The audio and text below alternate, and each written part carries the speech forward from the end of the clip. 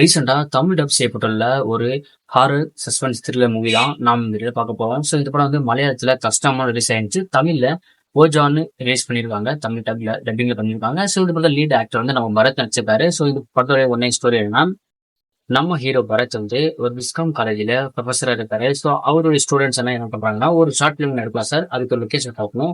ஒரு location select பண்ணுங்க அவங்க பார்த்து கொடுக்கும்போது ஒரு இடத்த பாக்குறாங்க. ஸோ அந்த இடத்துல நேரில் போய் விசிட் பண்ணலாமே, அந்த இடம் எப்படி இருக்குன்னு நம்ம பார்க்கணும் இல்லையான்ட்டு அவங்க நேரா போறாங்க.